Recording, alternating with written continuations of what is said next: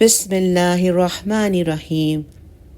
اللہم لک الحمد کما ینبغی لجلال وجہک وعظیم سلطانک، بلغ العلا بکمالہ، کشف الدجی بجمالہ، حسنت جمیع خصالہ، صلوا علیہ وآلہ۔ اللہم صلی وسلم علی نبینا محمد وعلی آلہ وصحبہ اجمعین۔ رسول صلی اللہ علیہ وسلم اور سیدہ خدیجہ رضی اللہ عنہا کی اولاد کے بارے میں پہلے ذکر ہو چکا ہے کہ سیدہ خدیجہ رضی اللہ عنہا کے وطن اطہر سے 2 بیٹے اور 4 بیٹیاں پیدا ہوئیں۔ دونوں بیٹے سیدنا قاسم اور سیدنا عبداللہ رضی اللہ عنہما بچپن ہی میں اس دنیا سے رخصت ہو گئے۔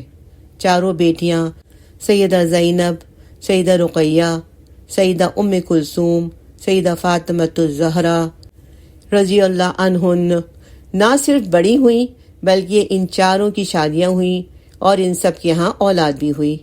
آئیے ہم اب مختصراً ان کے بارے میں جانتے ہیں۔ سیدہ زینب رضی اللہ عنہا بنت محمد صلی اللہ علیہ وسلم۔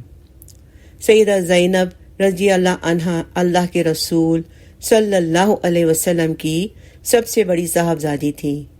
نبوت ملنے سے 10 سال پہلے مکہ مکرمہ میں پیدا ہوئی۔ یہ خالص ہاشمی اور قریشی گھرانہ تھا۔ یہاں پر اخلاق کی اعلیٰ مثالیں تھیں۔ جس بچی کی والدہ سیدہ خدیجہ رضی اللہ عنہا ہوں اور والد کائنات کے سب سے اعلیٰ اور اشرف ترین شخصیت ہوں، ان سے زیادہ اعلیٰ نسب کس کا ہو سکتا ہے؟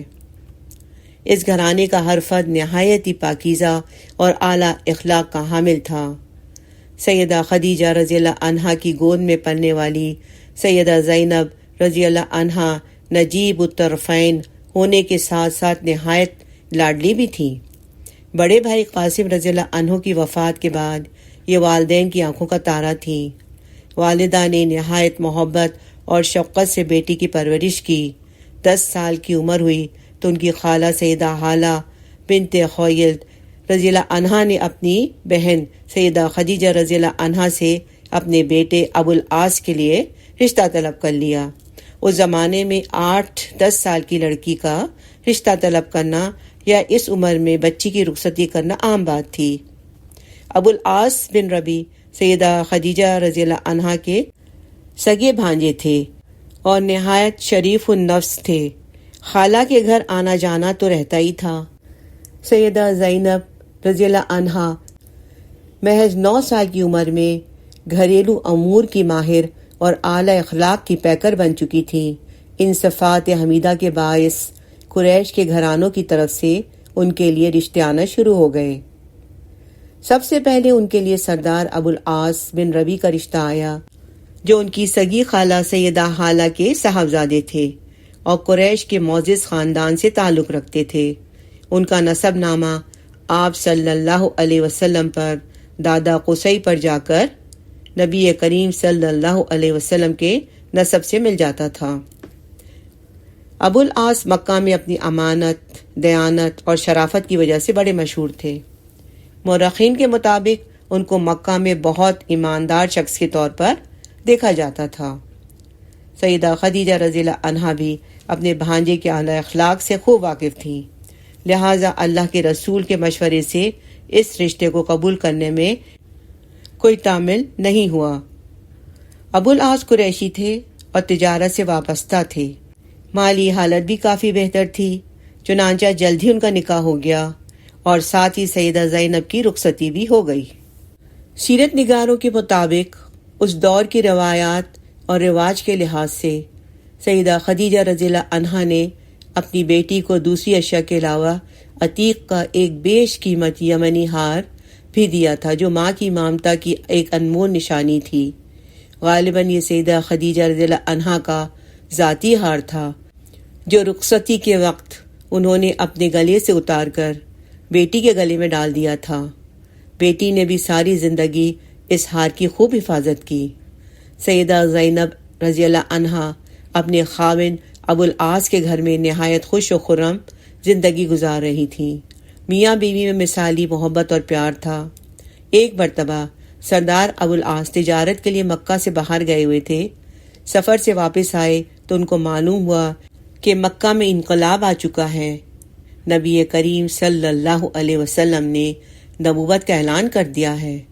سیدہ زینب رضی اللہ عنہا اپنی والدہ اور بہنوں کے ساتھ ہی نعمت اسلام سے سرفراز ہو گئی تھیں۔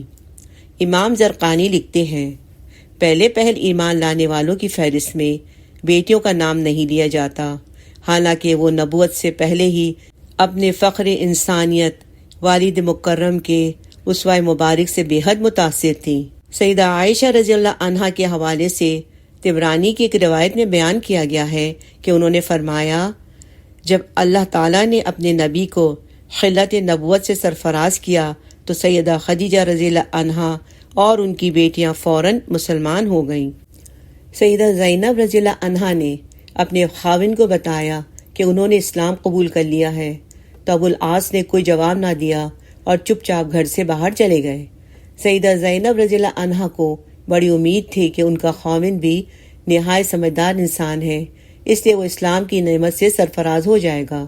انہوں نے اپنے خاوند کو قائل کرنے کی کوشش بھی کی، مگر تعصب اور غلط خاندانی روایات آڑے آ گئیں اور اس نے یہ کہہ دیا کہ زینب، مجھے آپ کے والد پر کوئی شک و شبہ نہیں، نہ میں انہیں جھٹلاتا ہوں، مگر میں ڈرتا ہوں کہ میری قوم کے لوگ طعنہ دیں گے کہ میں نے اپنی بیوی کی خاطر اپنے آباء و اجداد کے دین کو چھوڑ دیا، مگر چونکہ ان کی قسمت میں اللہ تعالی نے بھلائی لکھی ہوئی تھی، اس لیے آگے چل کر وہ نعمت اسلام سے بہرہ ہوئے۔ سیدہ زینب اور ابوالعاص کے درمیان مثالی ہم آہنگی اور پیار تھا۔ اس کا ثبوت اس وقت سامنے آیا جب قریش نے ان پر دباؤ ڈالا کہ وہ محمد صلی اللہ علیہ وسلم کی بیٹی کو طلاق دیں۔ اس کی تفصیل کچھ یوں ہے کہ جب قریش نے دیکھا کہ اسلام مسلسل پھیلتا چلا جا رہا ہے اور رسول اللہ صلی اللہ علیہ وسلم مسلسل دعوت کا کام کر رہے ہیں، ہماری تمام تر دعوتوں اور زیادتیوں کے باوجود وہ دن رات تبلیغ میں مصروف ہیں، تو انہوں نے سوچا کہ کیوں نہ ان کو گھریلو مسائل میں الجھا دیا جائے۔ بیٹیاں کسے پیاری نہیں ہوتی؟ آپ صلی اللہ علیہ وسلم کی بیٹیوں میں سے سیدہ زینب کا نکاح اور رخصتی ہو چکی تھی، جبکہ سیدہ رقیہ اور سیدہ ام کلثوم رضی اللہ عنہما کا ابو لہب کے دونوں بیٹوں کے ساتھ نکاح ہو چکا تھا، تاہم ابھی رخصتی نہیں ہوئی تھی۔ قریش نے ان سب کو لالچ دیا کہ اگر وہ محمد صلی اللہ علیہ وسلم کی بیٹیوں کو طلاق دیں تو قریش کی جس لڑکی کے ساتھ وہ نکاح کرنا چاہیں گے قریش کرا دیں گے۔ چنانچہ ابو لہب کے بیٹوں نے لالچ میں آ کر یہ کام کر دیا، مگر جب یہی پیشکش سردار ابوالعاص کو دی گئی تو ان کا جواب بڑا مختلف تھا۔ ان کا کہنا تھا، اللہ کی قسم، میں اپنی وفادار بیوی کو ہرگز نہیں چھوڑ سکتا اور نہ میں قریش کی کسی عورت کو اپنی بیوی کے بدلے میں پسند کرتا ہوں۔ اللہ کے رسول صلی اللہ علیہ وسلم کو اپنے اس داماد کا یہ جواب اور انداز بہت ہی پسند آیا اور آپ صلی اللہ علیہ وسلم نے اسے یاد بھی رکھا۔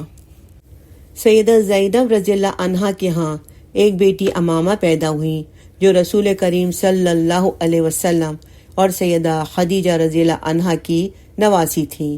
گھر میں پہلی نواسی جتنی پیاری اور عزیز ہوتی ہے اس کا اندازہ کرنا مشکل نہیں۔ صحیح احادیث کے مطابق امامہ رضی اللہ عنہا سے اللہ کے رسول صلی اللہ علیہ وسلم نہایت درجہ پیار کرتے تھے۔ ایک بار آپ صلی اللہ علیہ وسلم نے امامہ رضی اللہ عنہا کو گود میں لے کر نماز بھی پڑھائی۔ صحیح مسلم میں اس واقعے کو اس طرح سے بیان کیا گیا ہے، حضرت ابو قتادہ رضی اللہ عنہ بیان کرتے ہیں کہ میں نے نبی کریم صلی اللہ علیہ وسلم کو دیکھا، آپ جماعت کرا رہے تھے۔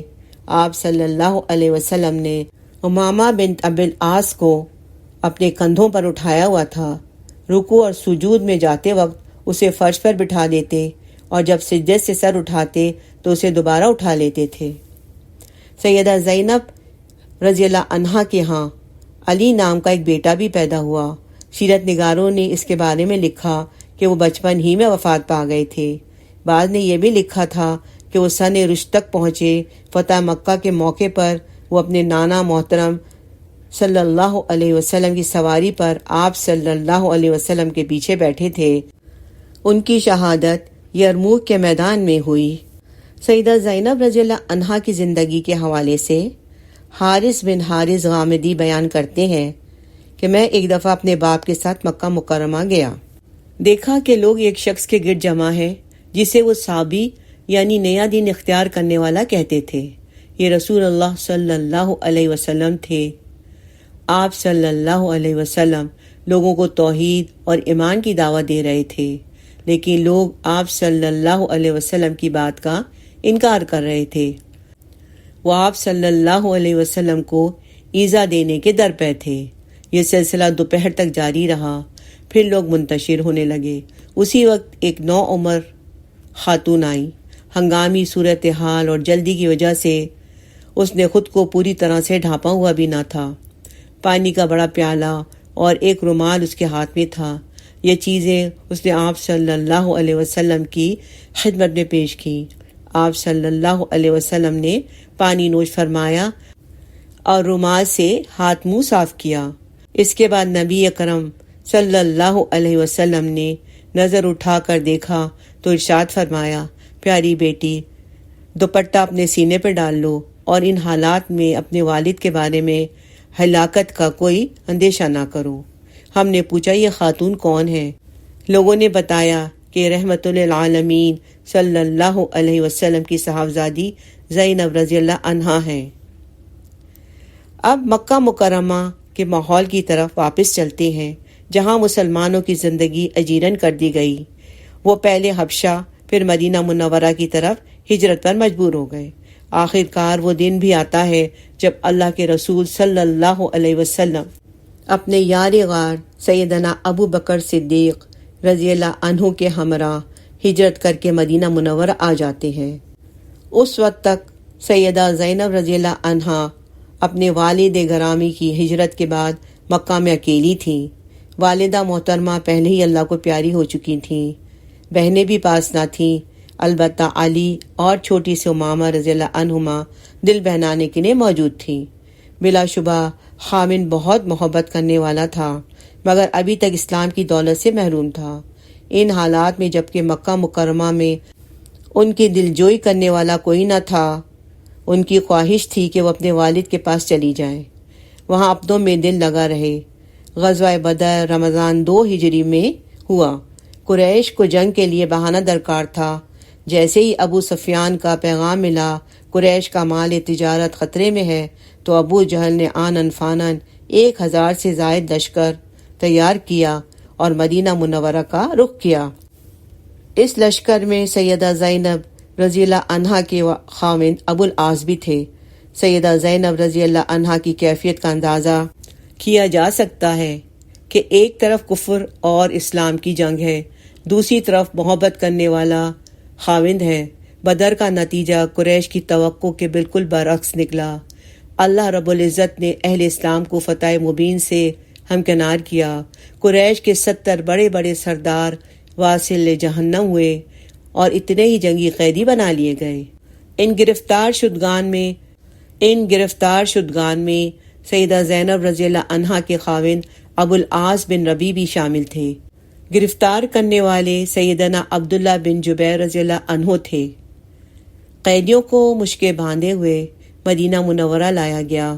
اللہ کے رسول صلی اللہ علیہ وسلم نے صحابہ کرام رضی اللہ عنہم اجمعین کو حکم دیا قیدیوں کے ساتھ اچھا اور عمدہ سلوک کیا جائے۔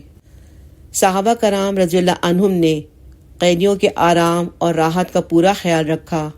وہ خود کھجور کھا کے گزارا کر لیتے، مگر قیدیوں کو روٹی پیش کرتے تھے۔ مدینہ منورہ میں کھجور کوئی زیادہ قیمتی نہ تھی۔ یہاں پر کھجوروں کے بے شمار درخت تھے اور کھجور وافر مقدار میں ملتی تھی، تاہم گندم اور جو کی اجناس بہت قیمتی ہوتی تھیں، کیونکہ یہ دونوں اجناس مدینہ منورہ میں بہت کم پیدا ہوتی تھیں یا پھر باہر سے لائی جاتی تھیں۔ لیکن یہاں ایثار اور قربانی کا ایسا عظیم المثال مظاہرہ کیا گیا اور فرمان رسول صلی اللہ علیہ وسلم کی اس طرح توقیر کی گئی کہ خود تو دوسری چیزوں سے گزارا کر لیتے مگر قیدیوں کو پورے اہتمام سے روٹی کھلائی جاتی۔ ابو العاص نے ان مکارم اخلاق کا خود مشاہدہ کیا تو ان کے دل میں اس نئے دین کے لیے پہلے سے موجود احترام میں اور اضافہ ہو گیا۔ یہ محض خاندانی تعصب تھا جس نے انہیں بدر میں آنے پر مجبور کر دیا تھا۔ رضی اللہ عنہ ورضوا عنہ۔ اللہم صلی علی سیدنا محمد وعلی آل سیدنا محمد وعلی اصحاب سیدنا محمد وعلی انصار سیدنا محمد وعلی ازواج سیدنا محمد وعلی ذریۃ سیدنا محمد وسلم تسلیما کثیرا کثیرا۔